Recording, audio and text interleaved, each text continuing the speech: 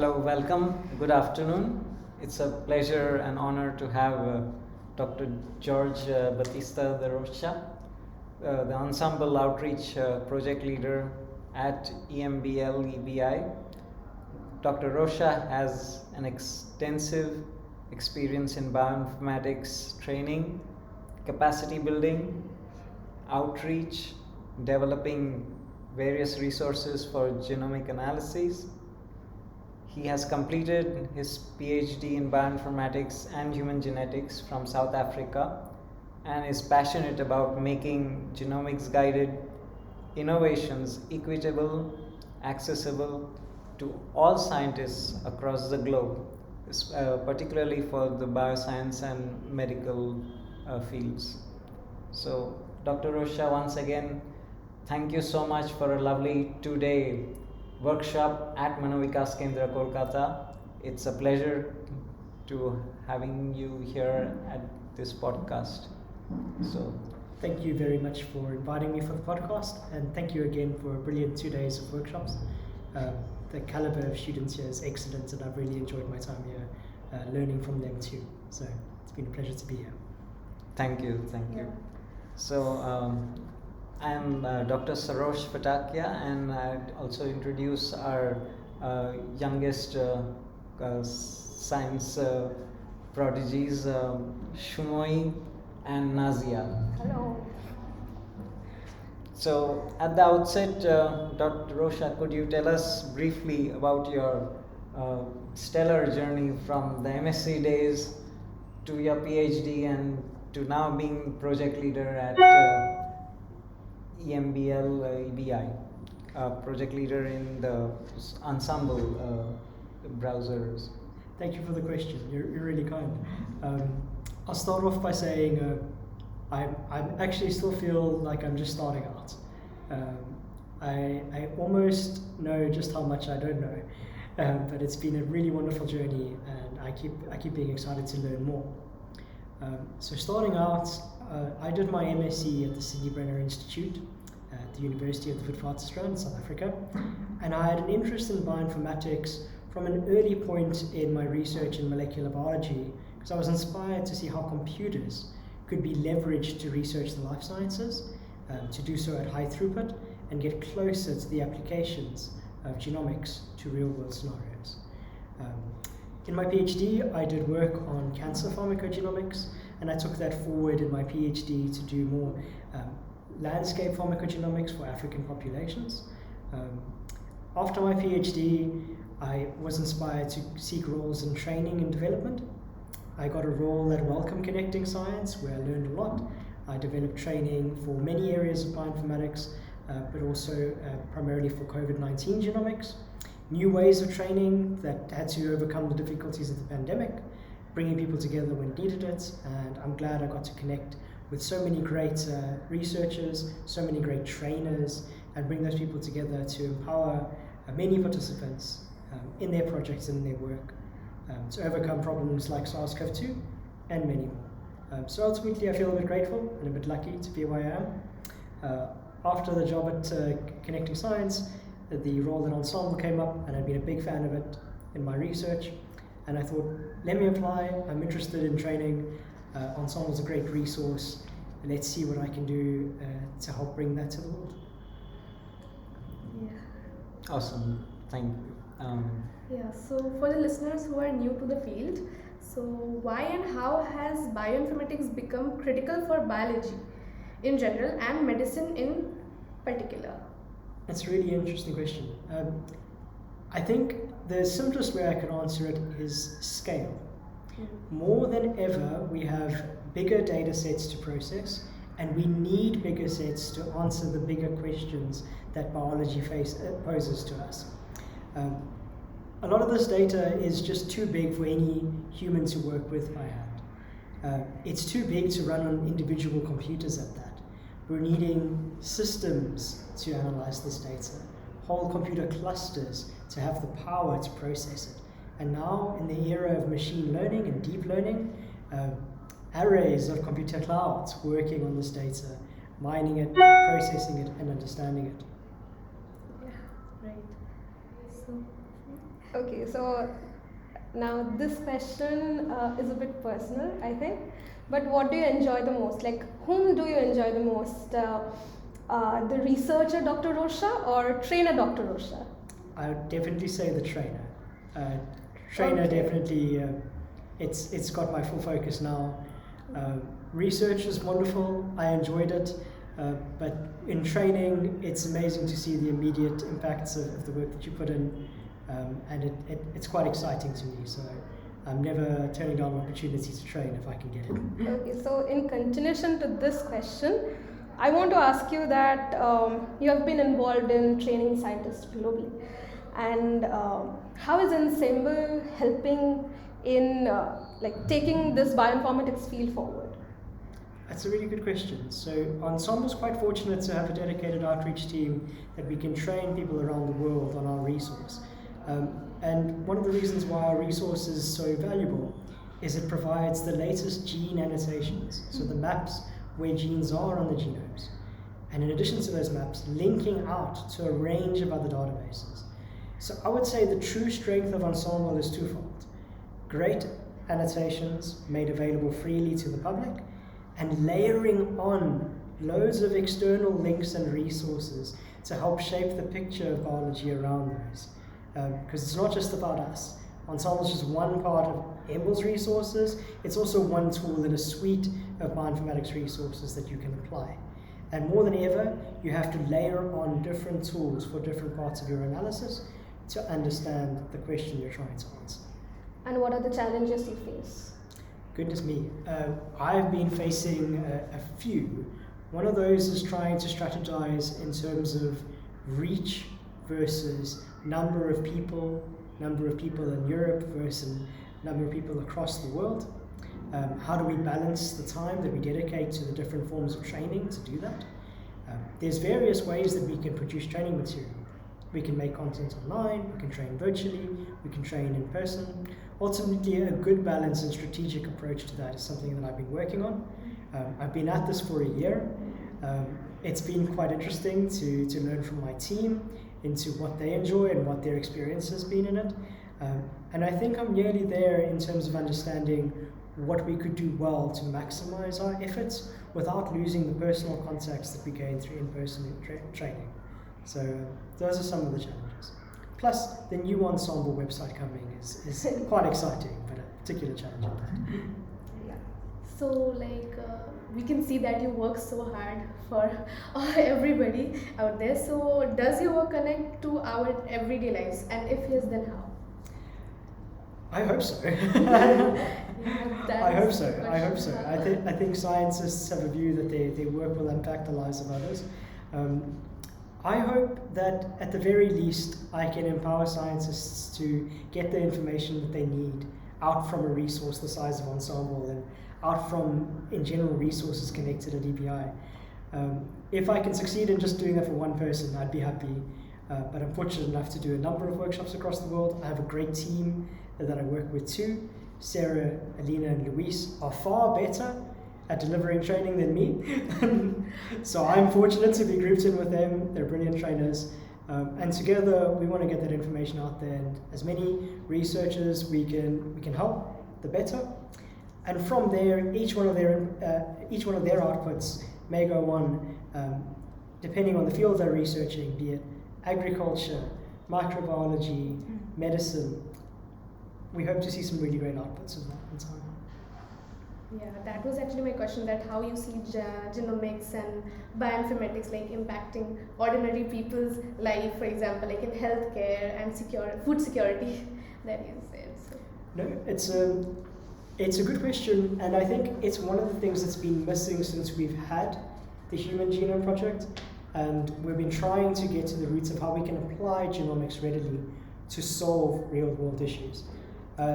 Through the generation of genome assemblies, I think we've come to understand that genomics was perhaps more complex than it was first estimated to be. And the impact of genes on the phenotypes were not always as clear-cut as some of the earliest examples we knew. But that's where bioinformatics comes in. We're layering on information to get us closer to those answers. And you can only do that with integrating multiple data at multiple time scales at various high-level scales to answer these questions. So, George, you often emphasize making genomics innovations equitable and accessible. So why is global equity so important in bioinformatics research? So a tie-up with that is like, how can equity come about in the age of deep learning and artificial intelligence, where big labs, big stakeholders may sort of hog the limelight, in quotes, hog the resources, and fledgling institutions, researchers from such fledgling institutions may not get access to that much of equity. So it becomes a challenge. How do you see EBI's role in that? Like you mentioned about resource sharing and so on, so those kind of things we'd like to learn more about. It's a great question, and I think it's twofold. One, why do I care so much for equity in bioinformatics and science? I feel the people closest to the problems are the best people to answer the questions needed to address those. And bioinformatics is a way of kind of anyone who has the will to analyze data, who has access to the minimal computational resources to do that, can bring new perspectives to those problems and challenges. It's a field that with a few good inputs and a few good collaborations, you can make some really big impacts. So I'm quite passionate about that. However, on the side of AI and deep learning, that resource is still new. The technology that underlies it is quite expensive, and we are already seeing disparities in the world. I hope that resources will become democratized, that there will be availability of learning and training tools provided freely across the world for people to use for their research, and so that not only the tools can be accessed, but also the findings can be more equitable in that light, so that fledgling institutes can find and discover impactful things for the people that they're working with. And you don't need the mega scales you need to make even the minimal impacts. Thank you. Thank you. That's wonderful. Very kind of you. Okay, so quick question for you, that is that for donors and organizations listening today, so why should they invest in bioinformatics capacity building, and what kind of real world change or intervention may come about with their help? It's a great question. So any sort of resource maintenance, curation and exchange will require investment. And I think some of the challenges faced in India, and even at the level that Manovikas deals with on a daily basis, can benefit from maintaining databases of information and perhaps even exposing some of those to share with the world to where comfortable and where authorized, to enable empowerment of both Manovikas Center and others across India and across the world. So data exchange is worth it, but it does carry a cost. It's amazing what researchers can do when they come together. One of the resources I spoke about during the Ensembl lecture was a tool that incorporates Ensembl data called Decipher. This allows clinicians to browse the phenotypes of patients affected by genetic conditions, and then even contact those research hubs for exchange of information to help diagnose patients. That's one example of a way of information exchange can help individual lives. So, Dr. Rocha, as you know that at Manovikas, we generally work with neurodevelopmental disorders, mainly autism spectrum disorder and ADHD. So, I know it's getting very niche, but I want to ask that autism is a very complex condition with both genetic and environmental factors. So, how is bioinformatics helping researchers to untangle the genetic basis of autism or any neurodevelopmental disease, if you can say? It's an interesting one. So for complex traits and complex disorders, there'll be many factors at play. And the genome is one of those factors, but many things that hinge on the genome, that are downstream of the genome's effects, will be influenced by that. And I don't think we have the maps of the genomes that we need to understand conditions like autism as well, and what variations within those maps are linked to higher, lower, or certain phenotypic characteristics of autism disease. I also think that there will be a lot of population diversity that impacts how autism can be studied in India, and having good representation of the populations affected and what the general population looks like genomically will help to elucidate that picture of what genomic effects are contributing, and where those reach their limit, what other areas can we look at? Should we be looking at epigenetics? Should we be looking at effects in the cellular structure, cellular imaging? Can we then layer on microbiome and other such disciplines to understand why a certain set of conditions leads to those outcomes? And whether it be to help manage the patient's lives or even develop treatments and therapies in future. So for either application, I think you need good foundational data. Okay, so in addition to that,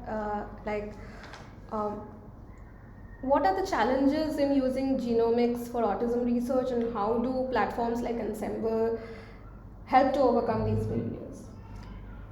So one challenge I can think of is interpreting variation.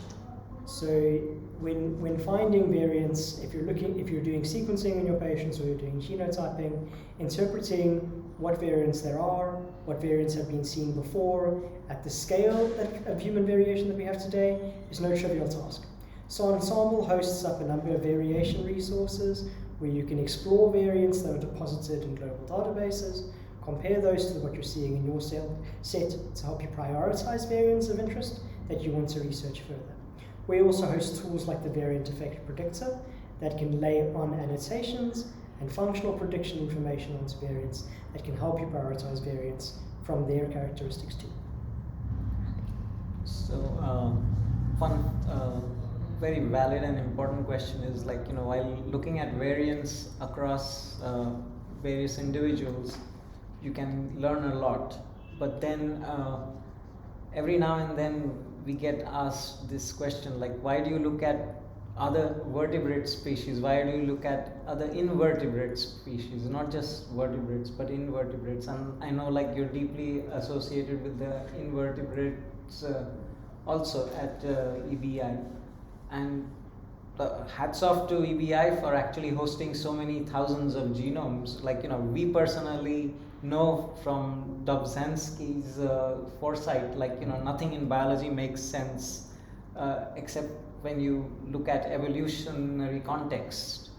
And this translation to the common person is still a huge gap. Okay, so this information being passed on to the masses has not happened. There's still, I won't be surprised, like, there are people who don't believe in evolution. So how can we do better? How can we take it to our donors that things that we do here in science mandates quality time, mandates creativity, and mandates funds? It's an excellent question. EBI is hosting resources not only for human populations, but for many, many other species.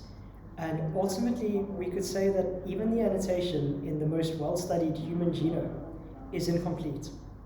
By comparing life on Earth through genomics, we can help gain understandings of what genes do and what their functional roles may be.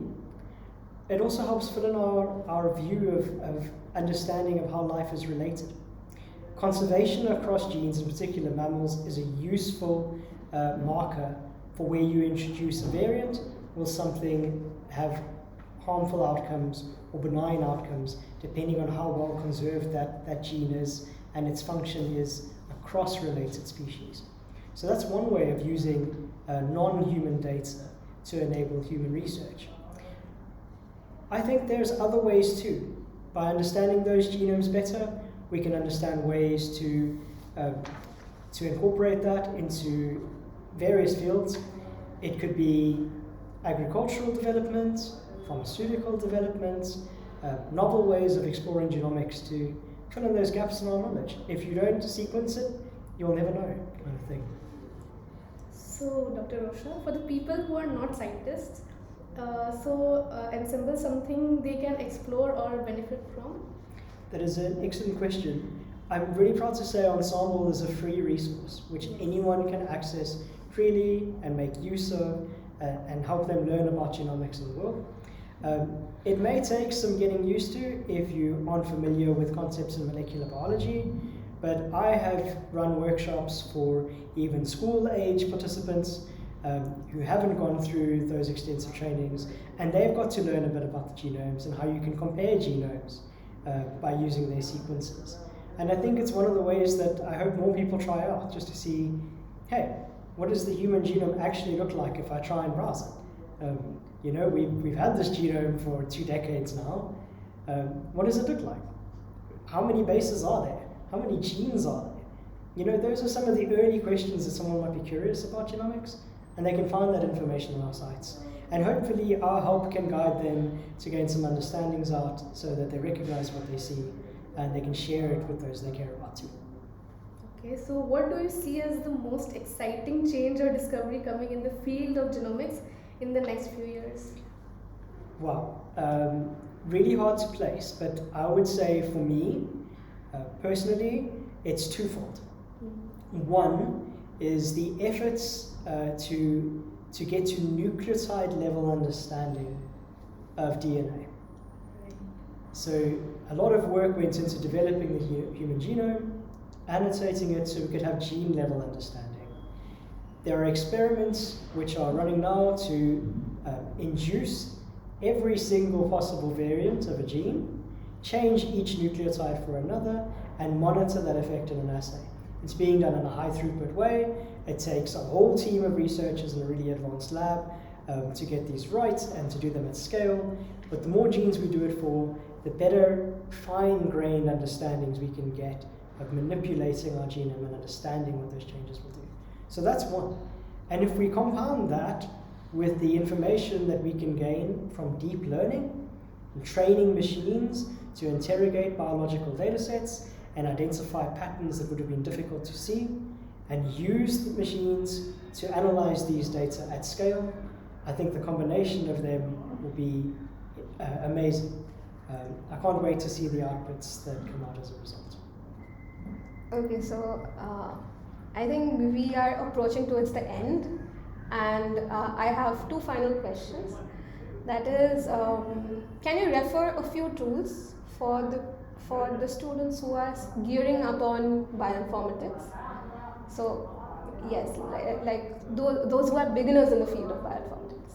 Yes, I can. I would say for any beginner right now, try and get access to a Linux-based operating system and play around with manipulating a file, any file.